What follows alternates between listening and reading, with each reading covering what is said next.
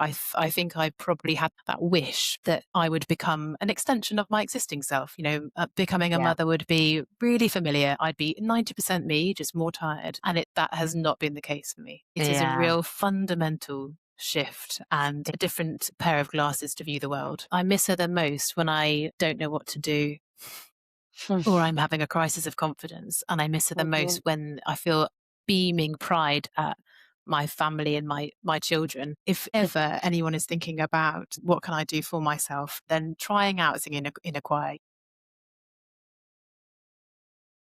Good morning, everyone, and welcome to the Normal Family Podcast, the podcast collecting and retelling true family stories with lessons for us all. This morning, I'm delighted to be joined by my old school friend, Rebecca. Good morning, Rebecca. Good morning, Anna. It's so lovely to see you. Great to see you too. And we're going to be talking this morning about how becoming a mum rewrites your identity, what it's like to do that when you don't have your own mum, and why singing in a choir has been therapy for Rebecca. And the conversation today is inspired, at least in part, by this book, Matrescence by Lucy Jones, which Rebecca recommended to me. So thank you, because Pleasure. I've learned a lot. And Jones's argument is that matrescence is a transition that women undergo comparable to adolescence, but perhaps without the visibility or support that we understand around puberty. So, Rebecca, I'm keen to get stuck into the conversation about your own motherhood journey. But before we begin, I'd like to find out where my guests are in the world. So I am in beautiful, sunny Birmingham in the UK, which is very much loved and well known to both of us, having had It our is university experiences here, albeit at rival universities. neighbouring universities, not Neighbouring. rivaling. And yeah, I've lived here since university, so for 23 years now. Brilliant. And we're going to talk about your journey to motherhood. But before we get stuck into what that change was like and what it meant for your identity, why don't you just help listeners understand what life looked like for you and your partner before you fell pregnant? Sure. I left university, stayed in Birmingham, and met Adam, my now husband, in 2010. And we moved in together in 2013 and quite quickly formed shared groups of friends, both very family oriented. My sister and my dad had moved to Birmingham in that time period. And Adam's parents live in Derbyshire. Then evenings and weekends were kind of free to do with what we wanted. And it didn't feel time pressured or time limited. It felt like, okay, well, if I can't see my friends this time, then we'll make another plan another day. You can see where I'm going with this. It wasn't so much Yeah, there's a contrast coming, I think. for sure. Yeah, it didn't feel over engineered as it sometimes can. Okay, so life before children, blissfully large amounts of time on your hands that would become a contrast with later in life. But take me back to those early days of pregnancy. Did you start to understand the changes that were going on within you then, or were you blissfully unaware? I think I still had an element of being blissfully unaware because I probably hadn't read up. So I felt so fortunate to have fallen pregnant, to know that my body could do that. Mhm. I probably just went with the very little I felt I knew about, early pregnancy stages. And it felt akin to what I'd seen enough about or heard through my close friends and family. Suddenly, I was going for blood tests for the first time in my life in my early 30s. And so it was unknown, which for me is not super comfortable. Mm. And so that was probably the anxiety that came with that period of time, the fear and the can't actually see anything physically changing early on. And the tiredness is like nothing else I've experienced. It goes beyond Okay. being sleepy. It's kind of a feeling grey and withdrawn and going home and lying on the sofa face down, in a bag of crisps. It's like you've been awake for days and actually all you've done is walk to your car and drive into work and come back. And during those early stages, how did your sense of identity change, of your relationship with your own body? I think I'd had, quite a not complicated, not a particularly happy relationship with my own body prior to that Mhm. time. And I'd spent a lot of time deflecting, with humor, because it just feels like for as long as I can remember, I've been Rebecca, who's that tall one with brown hair and big smile kind of thing. And I've Mhm. always felt like I looked different than the majority of my peers, obviously our school life. And Yeah, and teenage girls are obviously brutal when it comes to this sort of thing. yeah, and actually, I'm not just saying it because you're here and I adore you, but it wasn't the girls at our school, it was boys. I was head and shoulders above the boys in terms of physical stature. And more But Rebecca. well, in hindsight, but I stuck out. I stuck out and I didn't Mm, want to. And so to have something physically that sort of declares you to the world, like you enter a room and people notice you before you ever want them to. Pregnancy then sort of overtook that. There was a really lovely reason to be noticed. I sort of quietened down the noise internally that I had to be a bit negative about my appearance, and it just got overtaken with this sense of real pride and awe that my body could change and carry a baby. And I hope that resonates with some people, because I think for so long I hadn't really fit into a mold. I mhm. just looked different, and suddenly there was something that just distracted myself. My body was able to be so strong enough to do this. And I think I was just a bit taken aback with, oh, wow, yeah, this is a wonderful Absolutely. thing. It's a really beautiful thing, and I mean, even sitting here as a non-mother myself, I think the power of women to create life is Exactly. extraordinary. It is. And I just continue, without going off on a huge tangent, I just continue to just be in awe of Yeah. women in so many ways. And one of those ways is the way you go through this huge transition. I was standing in front of the mirror taking photos of my body, and that is just had not ever been me before. And so Yeah. I still look back on those photos sometimes. I think it was a recognition of I don't need to stay in my teenage identity with my body any longer, because it's changed, and it's going to be permanently changed now, because I was Huh? going to have Yeah. stretch marks or signs, or my body or my hips would change, etc. And so There were gonna I be didn't visible signs of the fact that you'd become a visible. mother that were gonna be Precisely. unchangeable. That's exactly it. That's exactly it. And nor did I really feel or want to feel like I had to reverse that. Yeah. Yeah, that's a very healthy relationship. Yeah. So how did your sense of self and identity in other parts of life change? Yeah, I think the sort of the role of mother, if we think more broadly, was something that I'd almost like assumed from an early age. And my parents told me stories about how one of my oldest friends from primary school, her first day, I boldly strolled over towards her and probably leant down in a slightly patronizing way, because I was tall even back then, and held her Right. hand and said, "Oh, you knew," and sort of looked after her all day. And she didn't ask me to, but I think it's that my intention has always been quite a nurturing one. And, I've really thought about it, and particularly through my professional career, what happens when that nurturing side goes into overdrive. It's not always Mhm. needed and it's not always wanted. And I've had to try to channel it where it's Mhm. the best use of my own energy and it's actually needed or wanted in that particular sort of scenario or for that particular person. And so I became mindful of my emotional resources, energy, availability were Yeah. going to need to change. I suddenly thought, hang on a second, I've never been a parent before, and this is something I don't know how to do, and I'm not brilliant at things I don't know how to do. And I knew that it was going to take a lot of me and a lot of learning, and that I couldn't presume that I needed to or should be so available to absolutely everybody after Mhm. I'd become a mother. And I Yeah. think that was a preemptive internal psychological preparation that I was doing. It wasn't like I was Yeah. going around announcing it to my friends, like, you will never receive any kindness or thoughtfulness from me for the next 18 It's years of over. life. It's over. The lovely support packages are done. No, it wasn't like that at all. And I'm not painting myself out to be, any kinder or more thoughtful than others. I suppose I'm just probably portraying to you the value that I place on it in terms of Yeah. friendships and relationships with family. But I think something that I find interesting about that in the context of the themes that I'm interested in a normal family is the power of the stories that we tell ourselves about who we are, and how Mhm. actually triggers like motherhood, and perhaps there are others, can help us reinterpret who we are and change the way that we show up in our relationships.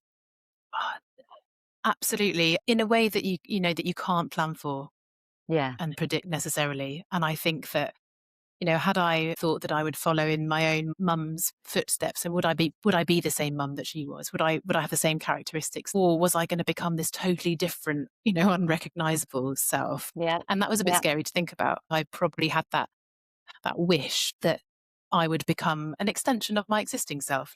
Becoming a Yeah. mother would be really familiar. I'd be 90% me, just more tired. And that has not been the case for me. That it is a Yeah. real fundamental shift and a different pair of glasses to view the world. I have to confess that when I was reading Matrescence, that was one of the things that I really took away, was seeing my friends who had become mothers through a Mm. very different lens, and realizing actually how uncurious I was to really understand the scale of that change that was going on for them.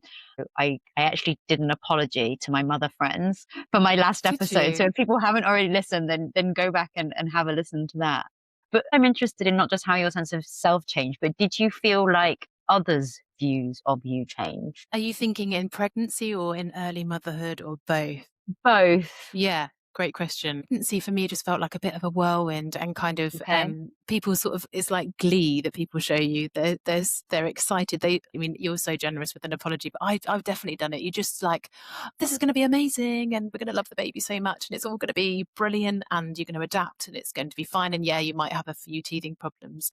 And I was exactly the same as you said. Never consciously sat down with my friends who were perhaps pregnant themselves and asked them, how are you feeling about Mm, what this might be like for you, your relationship, your identity, your career, your own relationship with your family, yeah. what it might bring up for you. And I just hadn't, I love that. Yeah, I hadn't been as curious as I would now hope to be. And I certainly felt that for some of my friends who'd had children much sooner than I had done, I looked at them and I related to them in a entirely different way, and very much in this kind of like absolute role model, like, you're going to teach me. Okay, Yeah. you've been through this, you're going to teach me. And so that changes your friendship dynamic.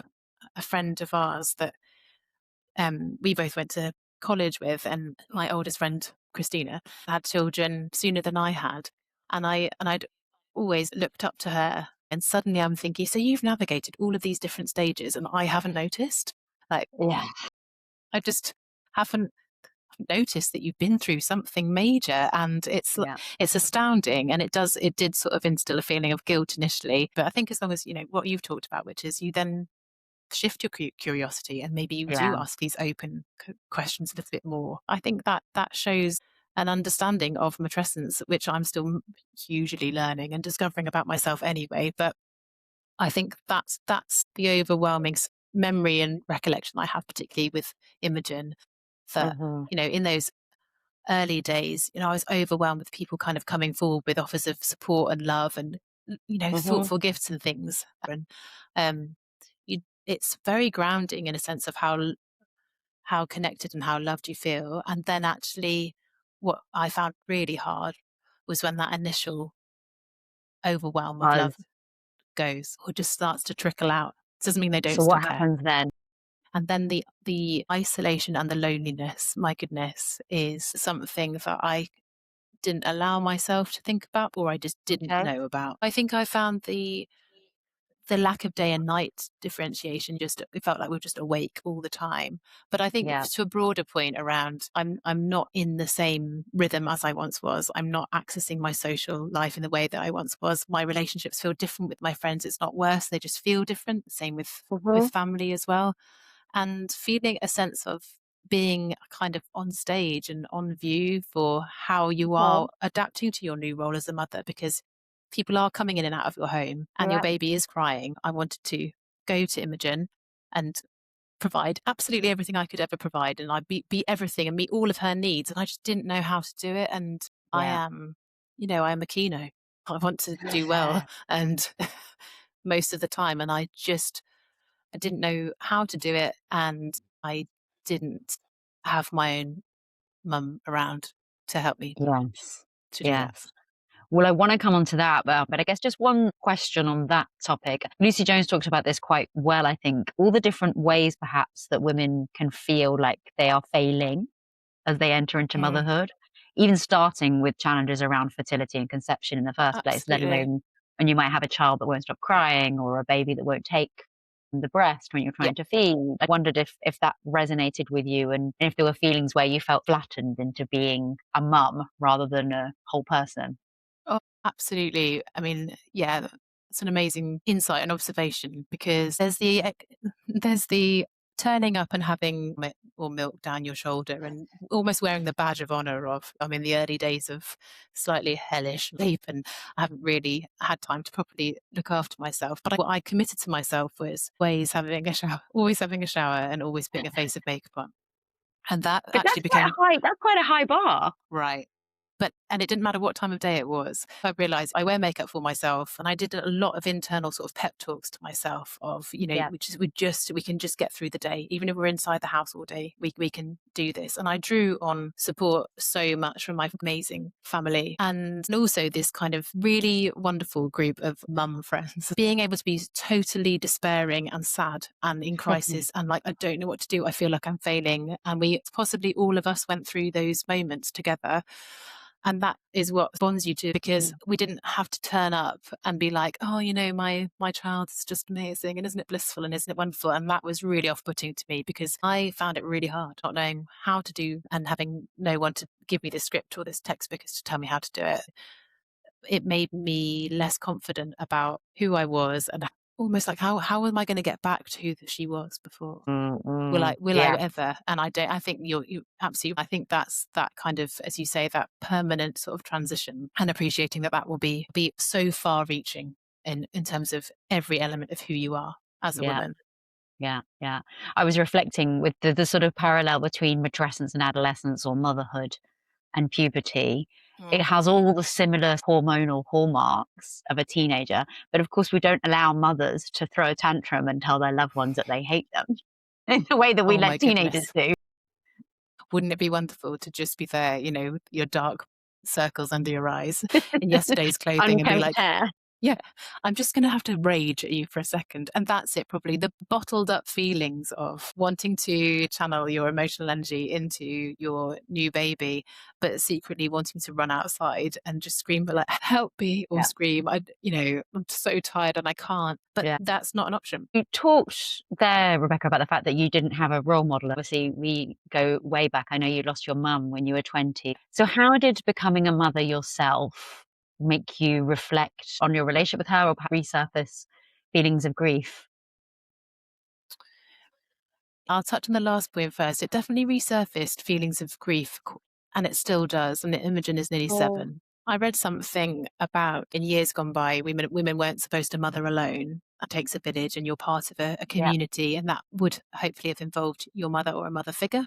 That role model of a wise woman, and I just love yeah. that phrase. Having a wise woman, and I have an amazing mother-in-law. I was surrounded by what I now appreciate to be multiple wise women through my friends and family, but the ultimate one wasn't there. The one Yeah, that I would want to default to. I've got yeah. an amazing relationship with my sister, who gave me so much support, but I was conscious that she's younger than me, and didn't have children. I Mm. wanted her to still have that freedom and not move in with me and constantly Yeah. be by my side. It made me think about the relationship that I had with her.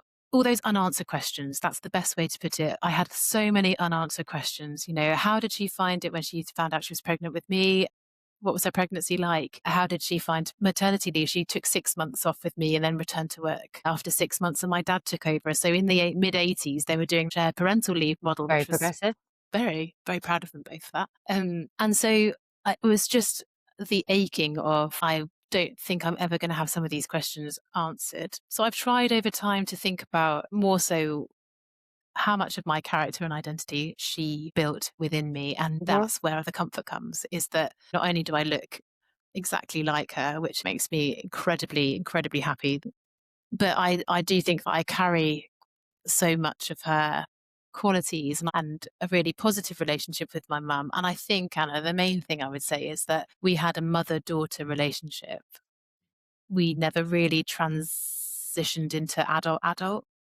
Yeah, It was a parent-child relationship, because although I was 20 when she died, still it is objectively young. yeah. And I think I You're probably still in was, that student phase of yeah, life. You're still in the education system. Yeah. exactly, exactly. And I wasn't sort of independent at all either. I was very much attached to family, and I would go home at nearly every other weekend. Are there any particular milestones that hit hardest since you've had Imogen and Seb? So I thought it would be birthdays, those formal milestones. Oh yeah, that's a lovely question. Take a breath. It's it's the hidden moments. It's the, Imogen or Seb, my youngest, them doing something gorgeous, and I just sometimes catch myself looking around, or I'd want to make a call, or I'd want to send a message. I'd assumed it would be on my birthday, or she wasn't there when Mm. we got married, but it's more so the feelings of, I miss her the most when I don't know what to do. or I'm having a crisis of confidence. And I miss her the Mhm. most when I feel beaming pride at, you know, my family and my children, and not being able to share that and check in with her a bit.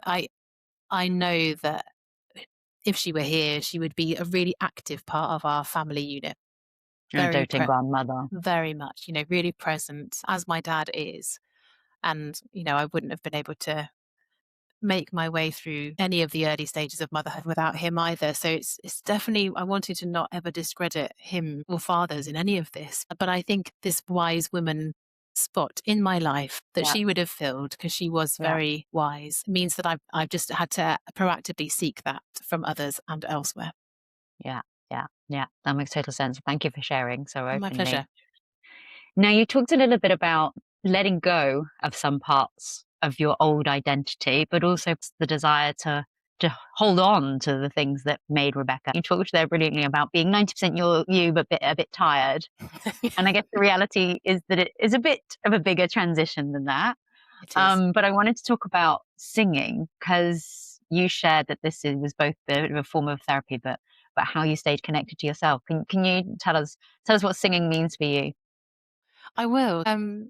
Singing has become a well-being essential to me in life. It was something I did because I'd always done it. I didn't really have the Mhm. emotional curiosity to question why I was doing it. I just did it because, And possibly because you're brilliant at it? oh, thank you. We'll do a duet at the end, right? and and um, yeah, maybe finding something that boosted my inner self-esteem and Yeah, self-confidence, and doing it as part of a choir where you're just part of a pack. No one's same. coming to listen to the choir to listen to me. It's not about me, but it's about that ability to feel connected to other people, but you're still totally responsible for singing your Yeah. part and singing it well. So it's absolutely been about social connections. There's so much research out there about the physiological and mental benefits of singing, and not only for stress reduction, your heart beats line when you're singing in a choir. Patients and people who suffer with memory loss, you Mhm, play a backing track and suddenly the music mhm. and the words come back to people. I don't know. Whoa. I am a Mm. sucker for lovely No, sentimental things, but and I think one thing I really want to do with this podcast is help people access other tools to improve their well-being. And so I love this lateral, but also very beneficial idea of singing. As you said, I love the fact that a choir, when they sing together, their heartbeats and their breaths will co-regulate just the same as a mother and a baby. I find that oh yeah. beautiful. I found a paper which I'll stick in the show notes that talked about increased self-esteem, lower rates of depression, Yep. and singing is on a physical level, diaphragmatic breathing and all the sort of breathwork benefits that come with that, as well as stimulating your vagus nerves, which basically tells your nervous system to quieten down. So it's amazing on that social level and that sense of connection that you talked about, also Oh, on a Anna, physical level. all of those things. And what you've just said is the perfect advert for, if ever anyone is thinking about what can I do for myself, then trying out singing in a choir. It doesn't matter what other people think. It's just such a joy to just bash out an absolute power ballad with a whole group of other people who are enjoying it as much as you, with their eyes closed and like fist pumping the air. And Amen to that. it's such a mood booster. And I think more and more it's singing and music therapy is being used exactly as you say, with women who may be experiencing, for example, postnatal depression. And I think Mhm, that that is a growing movement whereby it's the social connection, but it's all of those physiological benefits and your mental mhm, health benefits that mhm, seems like such a simple solution. And it's almost like, can't quite believe it myself, even as somebody that mm. has used Largely singing. free. Yeah, exactly. Free, accessible, anywhere, anytime. Yeah, it's so significant to me now, more so because I've opted out of it recently for a little bit of time, just to see whether it was as essential to my well-being as I Okay. thought. And it absolutely is, Interesting. because I've realized when I go singing, I don't consciously think about anything. And that mental freedom as Mm, I'm going to own it, for me as a working parent, whereby yeah, in the Monday to Fridayness of the week, there's not lots of mental time where I'm not thinking about what I'm doing or what I'm about to do or what I need to do. And so for singing, trying to sing something or sight reading music at the same time as then thinking about providing for other people, or I can't do that. I cannot yeah, do the double task. So yeah, yeah. it's an Totally outlet. get that. For me, there's similar forms of exercise where, for that hour that I'm on the mat or wherever it is, I Yeah. don't think about anything else, and I can switch off my brain in a way that I otherwise struggle to do so. And I wondered as well with the choir, in particular, perhaps in your early days of motherhood, whether it gives you both that social sense of connection, you're with other people, but you don't have to have chit chat. So there's also limited social pressure. Oh, Does that make sense? what a great point. It's exactly that. I mean, you get told off in my choir. You can't have a chit chat. You're there to sing, and it's a 3-hour rehearsal, and there's a 20-minute break. And there's a bit of chit chat, but do you know what? Yeah, you're right. I never turned up to those rehearsals and expected a barrage of questions about me and my children. And actually, that whole Rebecca identity just felt so much easier to access in a Mhm. rehearsal environment where it's not with my closest friends. Yeah, So actually, it's not like, right, we've got 20 minutes, download everything about each other's yeah, lives. So you're right. It's not 3 hours worth of chat. It's yeah. I'm singing and I might just get to smile and wave. I'm me, the singer, Yeah. Rebecca, Yeah. and here's I'm doing something that I'm good at and I enjoy. Yeah, and that's it. And I mean, the bit of the Beyonce alter ego thing is Oh, really real for me because I've used singing as a tool, not just in my personal life, but in my professional life. I don't sing at work, I promise, but it's more about presentation style and not shrinking down a bit in my chair, the way I stand and posture, and all the ways that you do present yourself. And so singing has helped me to kind of go into the performance mode of you might not enjoy the feeling, Rebecca, but you can do it. yeah, yeah, Yeah, good. it's a I love that, rewiring. yeah. Rebecca, I'm super conscious of your time. We talked about your different friendships. Do you have any advice for people who have friends who are about to become or have just become parents? What's the best thing that we can do to understand their experience and help? My goodness. Consistency of relationship is probably the thing I would take away. And what I mean by that is for friends that may be pregnant and about to have maybe a first child in particular, is if there are lovely little customs and traditions that you've built through your friendship, it's maybe just talking through about how you might adapt those when that Ooh, other person may not be as available as they once were. So if it's travel or if it's food or dinners or sport or music or things like that, it's like, what's the version of that we could still do together that it might brilliant mean idea. that you're not going to feel like you're missing out and I'm not going to feel like I'm putting pressure on you, leave your child in the early weeks. And so I think it's rather than trying to replicate exactly what you had before, it's just, okay, so what's the new version of that? And being a bit bold and being like, right, I'm sensing things that are really tough at the minute. So I'm just going to show up for you with something or in a certain way. It's not a bad thing. I've said it so many times, but it does sort of, it's like, I'll wait to hear from you. Yeah, It's it's more putting the, passive. it's passive, isn't it? And it's like, I'm sensing that you could really do with something. And whether that's like a shower or I'm sensing that you could just do with a walk. So you actually get to talk to somebody even if you don't need to eyeball me because you don't want to stare me directly in the eye. And if you need to cry the whole time we're walking, I won't be staring at Also you okay. over a table. Friendships and family do remind you and reconnect you to your deepest sense of self, which hasn't fundamentally gone away. It's took me a little while to remember that you can still be sociable, you can still have fun, you can still laugh and be a bit playful and still access your own inner child when you've had a Yeah. child. Yeah, yeah.